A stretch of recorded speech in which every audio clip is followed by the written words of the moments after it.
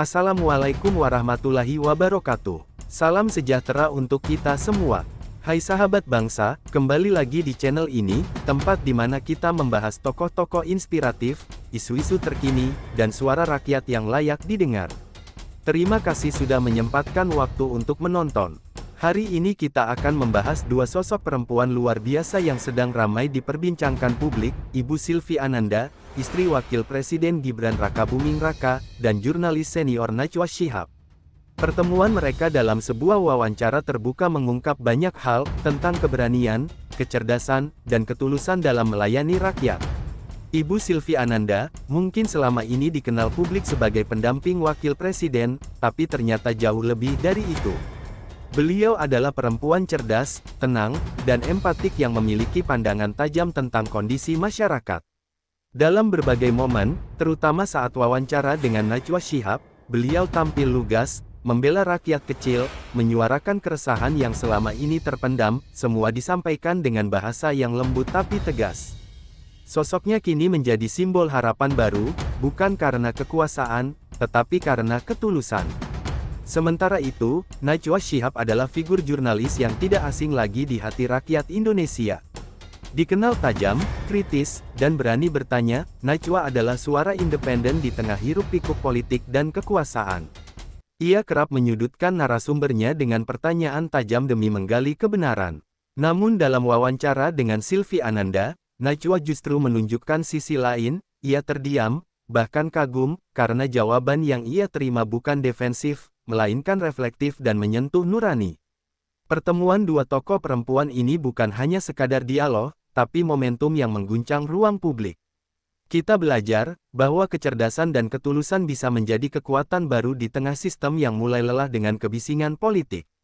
Kalau kamu setuju bahwa perempuan seperti Ibu Sylvie dan Najwa adalah inspirasi bangsa, jangan lupa like, komen pendapatmu di bawah, dan subscribe channel ini untuk terus mengikuti pembahasan menarik seputar tokoh dan peristiwa penting di Indonesia. Undangan itu datang lewat email resmi dan dibarengi pesan singkat pribadi dari tim Mata Najwa. Isinya singkat, namun tajam.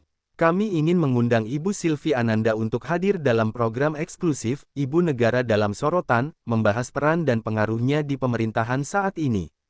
Tak ada basa-basi, tak ada kalimat manis. Undangan itu seperti tantangan terbuka, seolah ingin menguji keberanian Sylvie untuk tampil di ruang publik yang terkenal penuh jebakan pertanyaan kritis. Di belakang layar, banyak pengamat politik membaca undangan itu sebagai bagian dari skenario penyudutan elegan. Najwa Shihab dikenal luas sebagai jurnalis tangguh yang tak segan menguliti narasumber dengan pertanyaan tajam dan berlapis. Ia telah membuat menteri, gubernur, bahkan jenderal terdiam di hadapannya. Kini, giliran Sylvie Ananda, istri Wakil Presiden Gibran Rakabuming, yang diundang ke arena debat tak langsung itu. Banyak yang memprediksi, Sylvie akan tersandung oleh retorika Najwa. Namun, yang tidak banyak orang tahu adalah bahwa Sylvie Ananda bukan hanya istri presiden yang bersolek untuk acara seremoni. Di balik wajah lembut dan tutur kalemnya, ia menyimpan kecerdasan, ketelitian, dan ketangguhan berpikir yang jarang dipamerkan. Ia membaca, berdiskusi, mencatat, dan terlibat aktif dalam berbagai diskusi kebijakan, terutama yang berkaitan dengan perempuan, pendidikan anak, dan reformasi pelayanan publik. Ketika undangan itu ia terima, Sylvie hanya tersenyum tipis. Ia tahu, ini bukan ajang untuk mengangkat citra. Ini adalah momen penting, salah satu dari sedikit kesempatan emas di mana ia bisa berbicara langsung kepada rakyat, tanpa sensor, tanpa editan, tanpa framing politik. Ia tak berniat tampil sempurna, tapi ia ingin jujur, autentik, dan memberi suara bagi yang tak bersuara. Maka, ia menerima undangan itu tanpa ragu. Suasana di Istana Wakil Presiden mendadak lebih sibuk. Tim kecil yang biasa mendampingi Sylvie mulai bergerak. Mereka menyusun data, mengumpulkan fakta lapangan, dan merancang alur jawaban yang tidak hanya menjawab, tapi menyampaikan pesan yang kuat kepada publik. Sylvie menolak bantuan tim komunikasi politik partai. Ia hanya ingin dikelilingi orang-orang yang tahu lapangan, bukan yang mahir bermain citra. Sementara itu, media sosial mulai gaduh. Bocoran mengenai kehadiran Sylvie Ananda di acara Mata Najwa menyebar cepat. Ada yang mendukung, ada yang meremehkan. Sylvie akan dibantai abis, tulis seorang netizen. Akhirnya istri pejabat diuji di tempat netral. Kata yang lain, publik menunggu dengan rasa ingin tahu yang membuncah, akankah Sylvie menjadi korban panggung seperti banyak pejabat lain? Atau justru kejutan akan terjadi? Dan di satu sudut ruangan kerja, Najwa Shihab duduk menyusun pertanyaan. Ia menatap lembar-lembar dokumen, catatan opini publik, data korupsi, ketimpangan gender, hingga isu pelayanan polisi. Ia tahu, malam nanti bukan hanya tentang mewawancarai seorang ibu negara, tapi tentang menguji apakah pemimpin perempuan bisa berdiri setara di tengah badai retorika. Dan ia tak tahu bahwa malam itu, dialah yang akan terkejut lebih dulu. Sejak menerima undangan dari mata Najwa, suasana di rumah dinas wakil presiden berubah. Sylvie Ananda memutuskan untuk mempersiapkan diri tanpa gegabah. Ia tidak ingin sekadar tampil baik, tapi benar-benar menyampaikan suara rakyat yang kerap tak terdengar. Baginya, ini bukan sekadar ajang menjawab pertanyaan, tapi panggung pengabdian. Saya tidak akan datang sebagai istri wapres, katanya kepada staf ahlinya.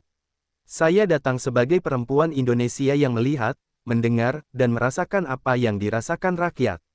Sylvie membentuk tim kecil yang terdiri dari orang-orang yang ia percaya. Bukan konsultan media, bukan ahli citra, tapi para aktivis, peneliti kebijakan, dosen, dan relawan akar rumput. Ia mengundang ibu-ibu penggerak PKK, kepala komunitas perempuan nelayan, hingga guru-guru honorer yang ia temui selama kunjungan ke daerah. Ceritakan padaku yang tak pernah diberitakan, ujar Sylvie dalam diskusi kecil di beranda rumah dinas.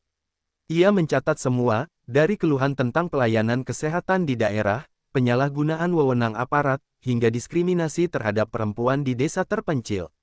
Setiap malam, Sylvie membaca laporan demi laporan. Ia menandai bagian penting dengan stabilo kuning. Ia mencoret angka-angka statistik yang tidak relevan, lalu menuliskan kembali dalam bentuk kalimat yang mudah dimengerti publik. Ia tahu, debat publik bukan tentang tumpukan data, tapi bagaimana menyampaikan isi hati dengan logika yang bisa diterima semua kalangan. Ia melatih dirinya menjawab dengan kalimat lugas, namun tetap berempati. Ia menolak naskah jawaban jadi. Ia ingin bicara dari hati, bukan dari prompt. Salah satu hal yang ia latih keras adalah kontrol emosi. Ia tahu Najwa Shihab bukan lawan yang akan membiarkan narasumber nyaman. Nada suara bisa meninggi, jeda bisa digunakan untuk menyudutkan, dan framing bisa terbentuk dari ekspresi sekilas. Maka Sylvie melatih tatap mata, posisi duduk, bahkan pola napas. Ia menonton ulang puluhan video wawancara Najwa dengan narasumber kuat seperti Ahok, Anies Baswedan, hingga Sri Mulyani. Ia pelajari pola serangan, dan cara mereka bertahan, serta kapan mereka kalah. Tak sedikit orang di sekitarnya yang menyarankan agar Sylvie membatalkan kehadirannya. "Bu, ini bukan tempat aman," kata salah satu staf protokoler. Tapi Sylvie tetap tenang. "Saya tidak perlu tempat aman. Saya perlu tempat jujur. Dan kalau itu harus dimulai dari panggung Najwa, maka saya akan ke sana." Ia bahkan menolak memakai busana mewah untuk tampil di acara itu. Ia memilih kebaya sederhana dengan warna biru laut, lambang ketenangan dan ketegasan. Tak ada perhiasan mencolok, hanya pin kecil berbentuk Garuda di dada kiri. Putra-putrinya sempat khawatir. Mereka tahu betul tekanan yang akan dihadapi ibunya. Tapi Sylvie menenangkan mereka dengan satu kalimat, "Kalau ibu takut bicara, nanti kalian juga akan takut memperjuangkan apa yang benar." Dan sejak saat itu, keluarga menjadi pendukung penuh. Gibran, sang suami, tak banyak komentar, tapi ia memeluk Sylvie lebih lama dari biasanya di pagi hari sebelum keberangkatan. Di malam sebelum tampil, Sylvie duduk sendirian di balkon. Langit Jakarta gelap, tapi angin malam membawa ketenangan. Ia menatap jauh ke arah gedung-gedung tinggi, membayangkan wajah-wajah rakyat yang selama ini hanya muncul sebagai angka statistik. "Besok, aku bicara untuk kalian," gumamnya pelan. Esok hari, panggung itu bukan milik Najwa semata. Panggung itu akan menjadi tempat lahirnya suara baru, suara perempuan yang tak hanya mendampingi kekuasaan, tapi menyuarakan kebenaran. Studio mata Najwa malam itu tampak lebih tegang dari biasanya. Kru teknis bekerja dengan kecepatan 2 kali lipat. Lampu sorot disetel lebih terang, kamera diposisikan dari sudut-sudut strategis, dan kursi narasumber diletakkan tepat di bawah simbol besar bertuliskan Ibu Negara dalam sorotan. Tim produser mengatur ulang rundown, memastikan tidak ada celah, semua pertanyaan telah disusun rapi, tajam, dan bertahap menyudutkan. Satu kesalahan kecil dari Sylvie Ananda bisa menjadi bahan viral keesokan harinya. Penonton yang hadir pun bukan orang biasa. Ada akademisi, mahasiswa, aktivis LSM, jurnalis senior, hingga perwakilan komunitas perempuan. Mereka datang dengan berbagai ekspresi, ada yang skeptis, ada yang penasaran, dan tak sedikit yang datang dengan harapan bisa menyaksikan Sylvie jatuh. Di media sosial, tagar Sylvie di mata Najwa sudah trending bahkan sebelum acara dimulai. Debat ini bukan lagi soal konten, tapi sudah menjadi tontonan nasional. Najwa Shihab memasuki studio dengan aura khasnya, tenang, karismatik, tapi menyimpan tajamnya logika di balik senyum. Ia mengenakan setelan hitam sederhana, membuat wajah dan ekspresinya lebih dominan di layar. Ia telah mewawancarai banyak tokoh penting, tapi malam ini, Najwa terlihat lebih serius. Bukan karena lawan bicaranya lebih kuat, tapi karena intuisi jurnalisnya mengatakan, wanita ini berbeda. Ini bukan sekadar istri pejabat. Sylvie Ananda tiba tepat waktu. Ia mengenakan kebaya biru laut dan kain batik bermotif sekar jagad. Tak ada makeup mencolok, hanya riasan tipis yang menegaskan ketegasan matanya. Ketika ia melangkah masuk ke studio, penonton berbalik serentak. Beberapa berbisik, beberapa hanya diam memandangi. Sylvie menyapa semua orang dengan anggukan sopan, lalu duduk tanpa canggung di kursi narasumber.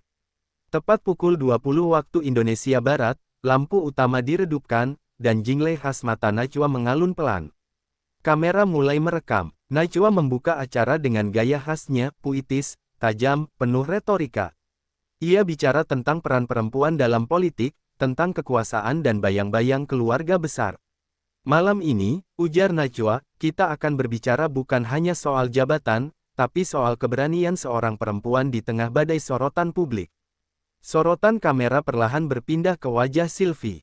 Untuk sesaat, keheningan terjadi. Bahkan kru kamera pun sempat menahan napas.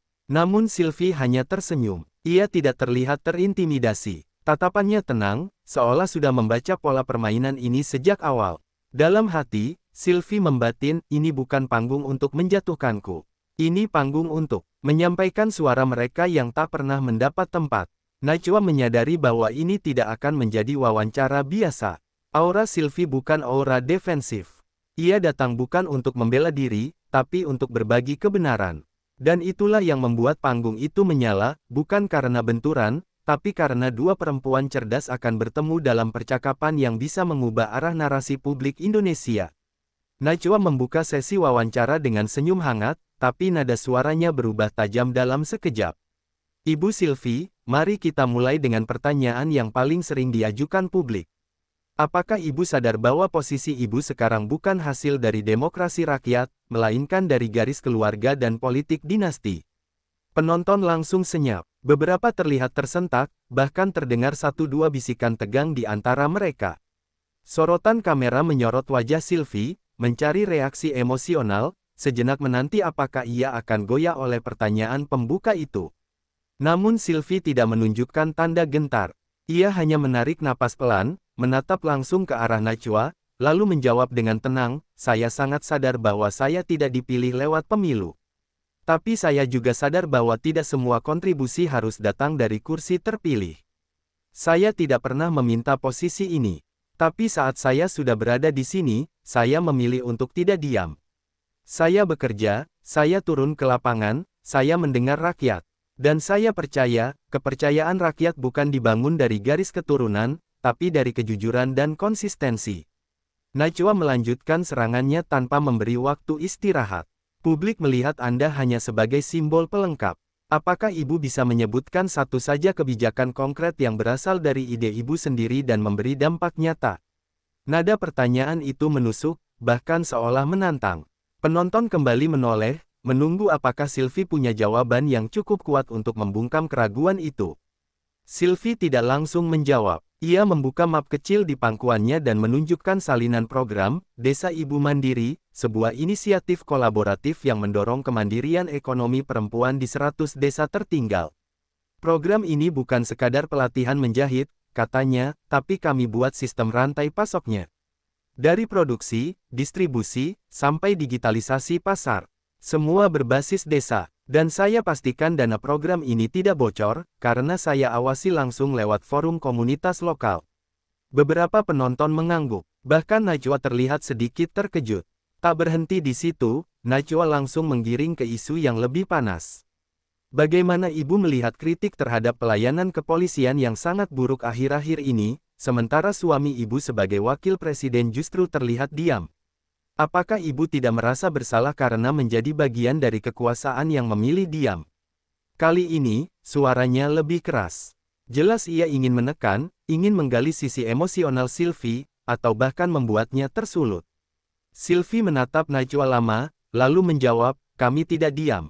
Kami memilih berbicara di ruang yang bisa mengubah keadaan, bukan hanya ruang yang ramai tapi tak menghasilkan solusi. Saya menyampaikan langsung keluhan rakyat kepada lembaga-lembaga negara terkait. Saya meminta reformasi konkret, terutama di layanan kepolisian, bukan sekadar permintaan maaf. Dan ya, tidak semua langkah kami dipublikasikan. Karena kami lebih memilih hasil daripada sorotan kamera. Kata-kata itu mengalir seperti arus deras. Penonton diam, sebagian tampak mulai kagum. Najwa Shihab, yang biasanya mendominasi panggung, mulai mengurangi tempo.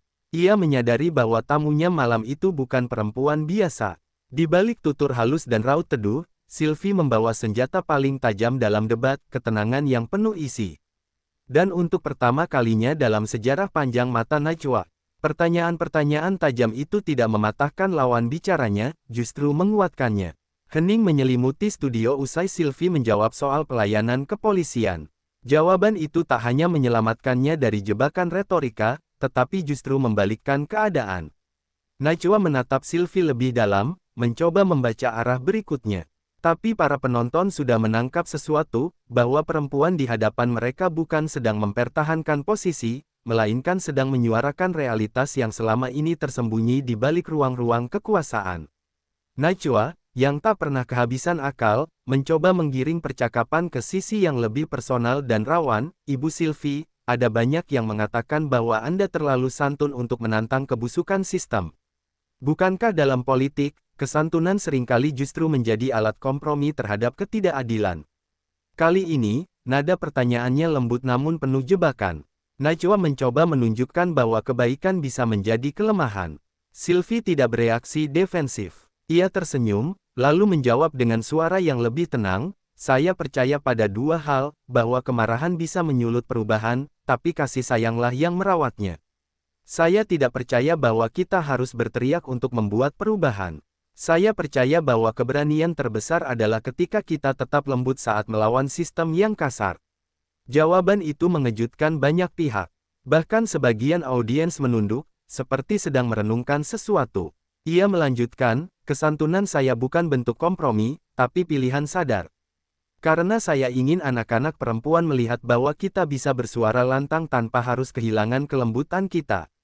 Bahwa menjadi perempuan dalam politik bukan berarti harus meniru gaya laki-laki.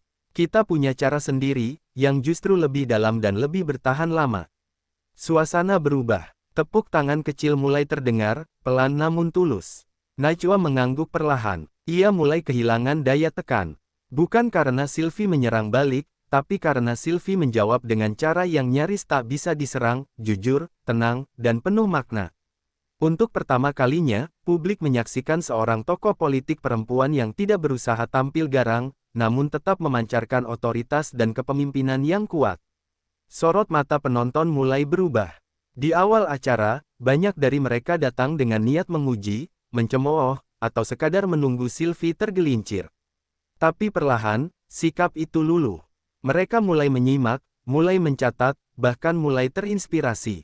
Beberapa mahasiswi muda di bangku belakang saling melirik dan tersenyum kecil, seperti baru menemukan panutan baru.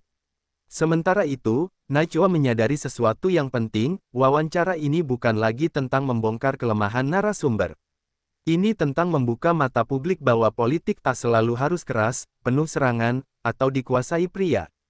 Malam itu, dari balik panggung yang menyala dan pertanyaan yang tajam, justru muncul cahaya baru, cahaya yang menyentuh hati rakyat lewat ketulusan, keberanian, dan intelektualitas seorang Sylvie Ananda. Setelah beberapa putaran tanya-jawab yang menegangkan, suasana studio mulai berubah. Najwa Shihab, yang biasanya memegang kendali arah narasi, tampak mulai memberi ruang.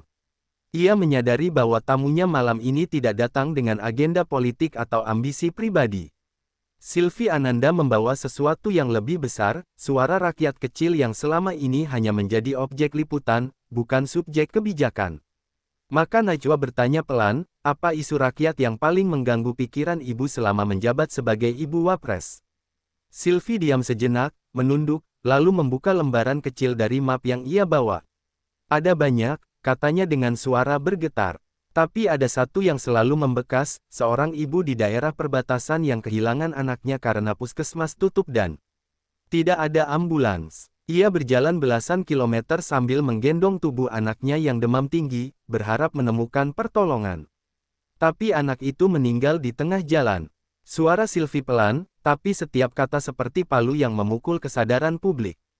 Penonton terdiam, bahkan Najwa tidak memotong. Tak ada musik latar, hanya suara lirih Sylvie dan gambaran tentang realitas getir di negeri ini. Saya tidak pernah bisa lupa cerita itu, lanjutnya. Karena saya tahu, dia tidak sendirian. Di luar sana, terlalu banyak rakyat yang mati bukan karena takdir, tapi karena negara abai. Matanya berkaca-kaca, tapi tetap tenang. Ia tak menangis, namun wajahnya menyimpan luka yang dalam. Dan itu sebabnya, kata Sylvie lagi, saya mendorong program darurat akses kesehatan di daerah terpencil. Kami kerjasama dengan relawan, gereja, masjid, kelompok adat, siapapun yang bisa membantu mempercepat akses pertolongan pertama. Ini bukan proyek mercusuar, ini kerja sunyi. Tapi saya yakin, kalau satu nyawa bisa diselamatkan, maka itu lebih berharga dari 1000 pidato pejabat. Tepuk tangan mulai terdengar, bukan karena retorikanya indah, tapi karena kejujurannya menyentuh. Beberapa penonton bahkan tampak menyeka air mata. Para mahasiswa yang tadinya datang dengan semangat kritis, kini mencatat setiap nama program yang disebut Sylvie.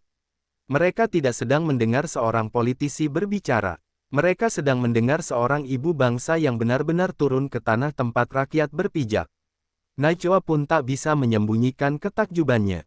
Kenapa ibu tidak memilih jalur publikasi besar untuk semua program ini? Tanyanya, jujur. Sylvie hanya tersenyum, karena saya ingin rakyat yang merasakan manfaatnya dulu, sebelum orang-orang di kota tahu. Saya tidak butuh tepuk tangan. Saya butuh sistem yang bekerja. Jawaban itu seperti tamparan lembut bagi para politisi lain yang seringkali lebih sibuk membangun citra ketimbang substansi. Malam itu, studio yang biasanya penuh ketegangan justru berubah menjadi ruang pengakuan kolektif. Penonton mulai melihat wajah rakyat lewat cerita-cerita Sylvie. Dan yang lebih penting, mereka mulai percaya bahwa perubahan masih mungkin datang, asal ada yang berani menyuarakannya tanpa pamrih, seperti Sylvie Ananda. Studio mata Najwa malam itu mendadak seperti sunyi. Setelah Sylvie menyampaikan kisah tentang sang ibu yang kehilangan anak karena akses kesehatan yang buruk, suasana menjadi sangat hening. Tak ada pertanyaan lanjutan, tak ada candaan. Bahkan Najwa Shihab, yang dikenal tajam dan tak segan menembus pertahanan narasumber, memilih diam. Ia menatap Sylvie Ananda dengan pandangan yang berbeda, bukan lagi sebagai pembawa acara, tapi sebagai seorang perempuan yang sedang menyaksikan keberanian jenis lain, keberanian yang lahir dari empati. Beberapa detik yang sunyi itu lebih berisik dari tanya-jawab sebelumnya. Penonton tidak bersorak, tapi wajah mereka menunjukkan perubahan. Ada mahasiswa yang mematung, aktivis yang menatap layar besar dengan mata merah, dan bahkan seorang ibu parubaya di deretan tengah yang menunduk sambil berdoa lirih. Sorot lampu studio menangkap momen itu dengan sangat manusiawi. Ini bukan hanya acara politik, ini adalah percakapan tentang luka-luka rakyat yang akhirnya menemukan suara. Najwa menarik napas panjang. Ia mencoba melanjutkan acara, tapi suaranya sempat tersendat. Ibu Sylvie, katanya akhirnya, saya harus jujur, saya tidak menyangka akan mendengar semua ini malam ini. Saya menyiapkan banyak pertanyaan tajam, tapi rasanya tidak adil untuk terus menggali ketika yang Anda hadirkan adalah kejujuran tanpa pertahanan. Ia menoleh pada penonton, lalu melanjutkan, kadang-kadang kita lupa, bahwa pejabat bukan hanya data dan kebijakan, tapi juga hati. Sylvie menjawab dengan rendah hati, saya tidak datang untuk membela diri, Mbak Najwa. Saya datang untuk membuka diri. Kalau saya salah, rakyat berhak menegur. Tapi saya juga ingin rakyat tahu bahwa di dalam sistem yang rumit ini, masih ada orang-orang yang mencoba bekerja jujur. Saya hanya salah satu dari mereka. Kata-kata itu mengalir ringan, namun seperti menanamkan sesuatu ke dalam hati semua yang mendengarnya. Lalu tiba-tiba, tanpa aba-aba, salah satu penonton di bangku belakang berdiri. Seorang pemuda dengan jaket bertuliskan nama kampusnya mengangkat tangan dan berkata, Ibu Sylvie, saya datang malam ini ingin mengkritik. Tapi saya justru belajar banyak. Terima kasih karena sudah memilih jujur, bukan populer. Beberapa detik kemudian, penonton lain ikut berdiri. Satu persatu, tanpa instruksi, tanpa paksaan. Mereka berdiri, memberi penghormatan yang tak pernah terjadi di acara Mata Najwa sebelumnya. Tepuk tangan meledak, bukan karena retorika, tapi karena ketulusan. Bahkan beberapa kru studio yang biasa bersikap netral, ikut berdiri di belakang kamera. Kamera menyorot wajah Sylvie yang tetap tenang, namun matanya berkaca. Ia tidak menangis. Tapi malam itu, ia tak butuh air mata untuk menunjukkan keberanian. Karena seluruh ruangan telah bersaksi, seorang perempuan bisa mengguncang hati bangsa hanya dengan satu hal, kejujuran. Najwa akhirnya ikut berdiri. Ia mendekati Sylvie, lalu menjabat tangannya erat. Terima kasih, Ibu Sylvie. Malam ini saya belajar, bahwa jurnalis seharusnya tidak hanya menggugat, tapi juga mendengar. Dan malam ini, saya mendengar dengan hati. Kamera merekam momen itu, dua perempuan hebat, dari jalur yang berbeda, bersatu dalam satu ruang kesadaran publik, bahwa politik yang manusiawi masih mungkin terjadi. Keesokan paginya, Indonesia seolah dibangunkan oleh satu tayangan. Potongan video dari acara Mata Najwa semalam menyebar di media sosial seperti gelombang pasang. Cuplikan saat Sylvie Ananda menceritakan kisah ibu kehilangan anaknya, lalu disambung dengan penonton berdiri memberikan penghormatan, menjadi viral. Di Twitter, tagar Sylvie Suara Rakyat dan Najwa terdiam menjadi trending topik nasional.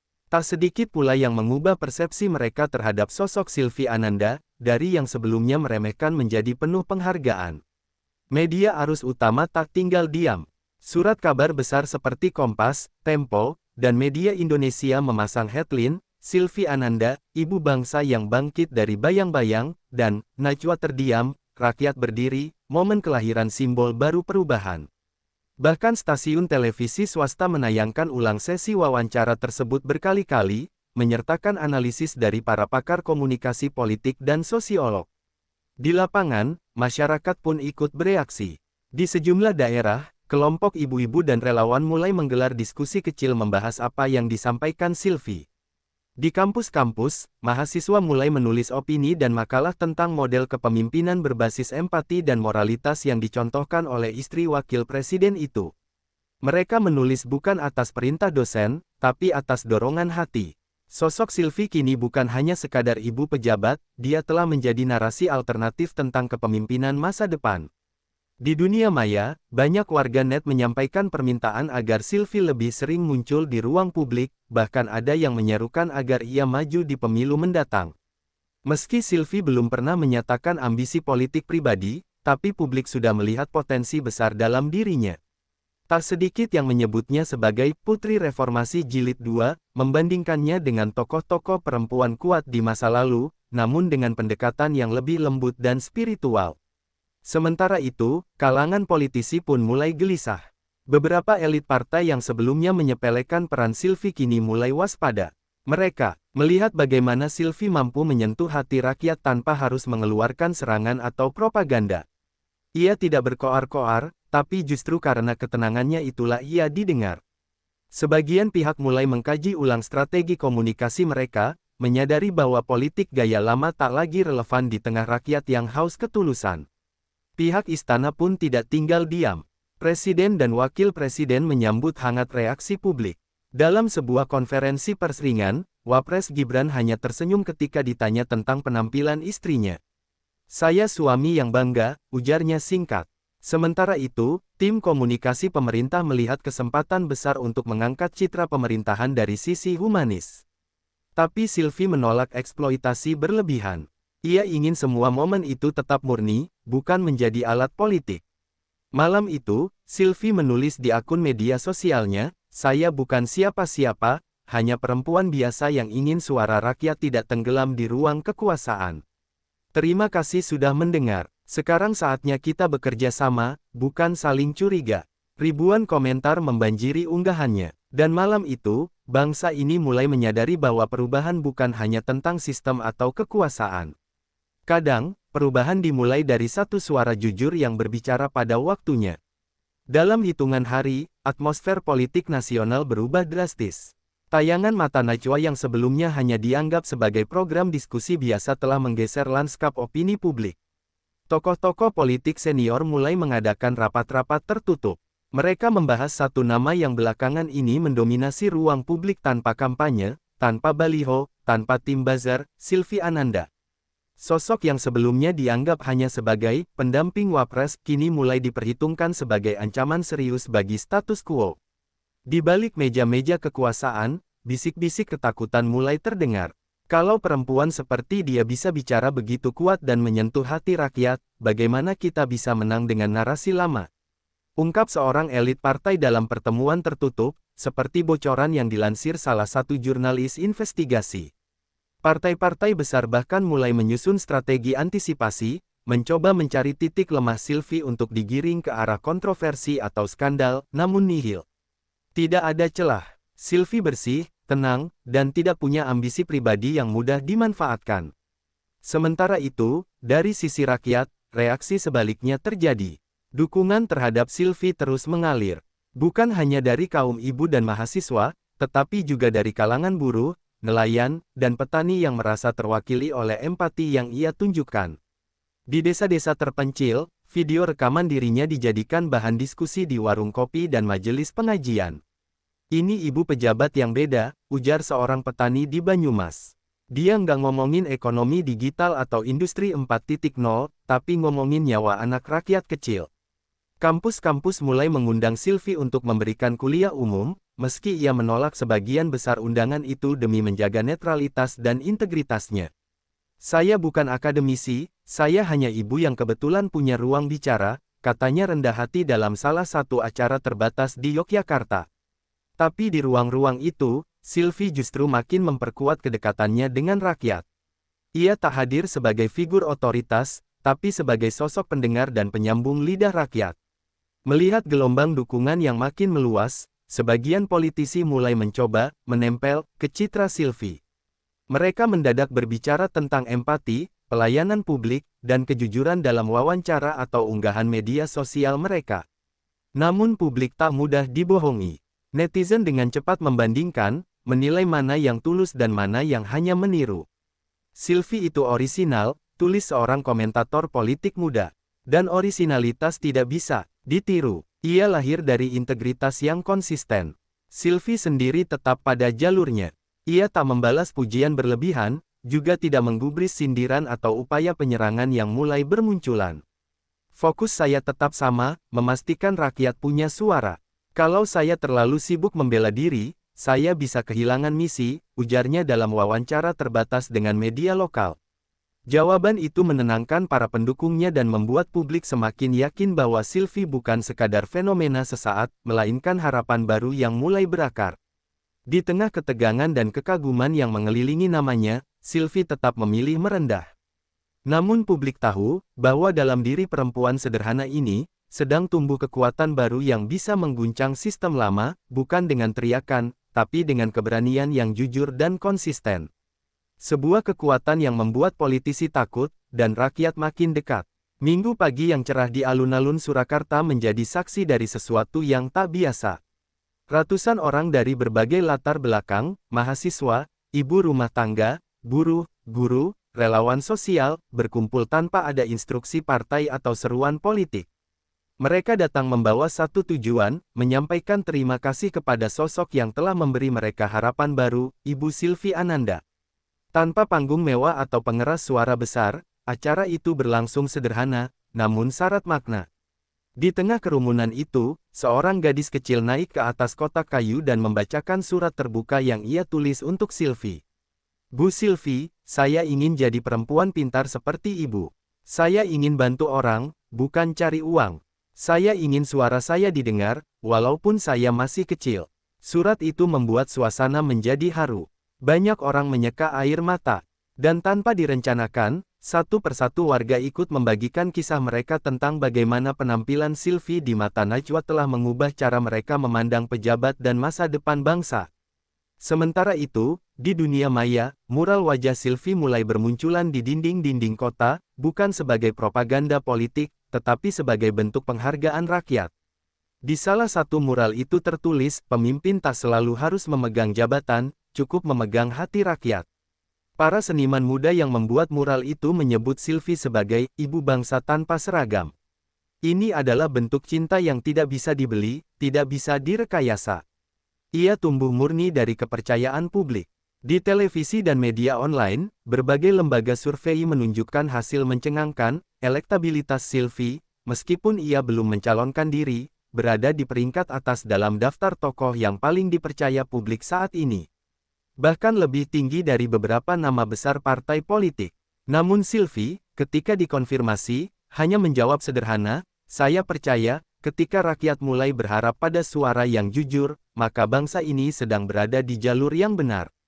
Tapi saya bukan kandidat, saya hanya jembatan. Kekuatan Sylvie bukan datang dari jabatan, tapi dari kesadaran kolektif yang ia bangunkan. Ia menjadi simbol baru bahwa kepemimpinan bukan tentang siapa yang paling keras bersuara, tapi siapa yang paling dalam mendengarkan. Ia tidak mengguncang parlemen, tapi ia menggugah hati. Ia tidak menaklukkan oposisi, tapi ia menyentuh nurani.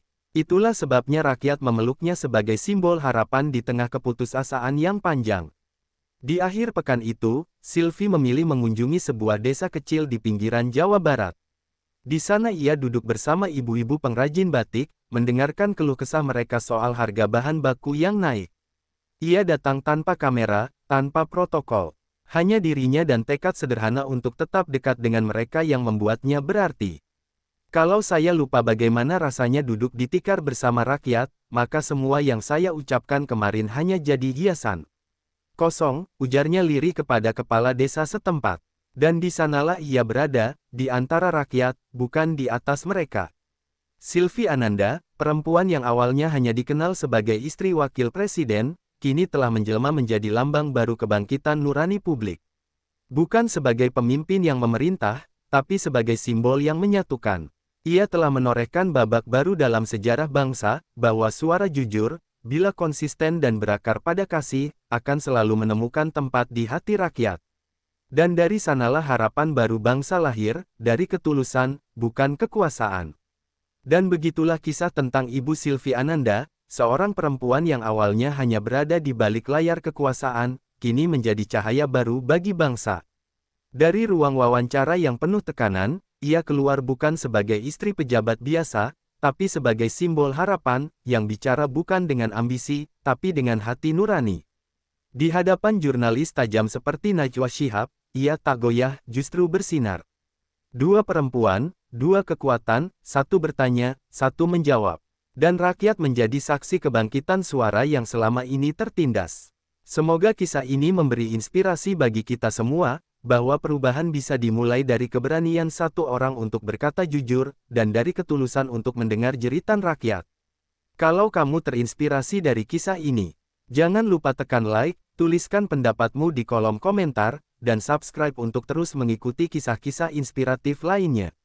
Terima kasih sudah menonton, sampai jumpa di kisah berikutnya. Salam hormat, salam harapan. Wassalamualaikum warahmatullahi wabarakatuh.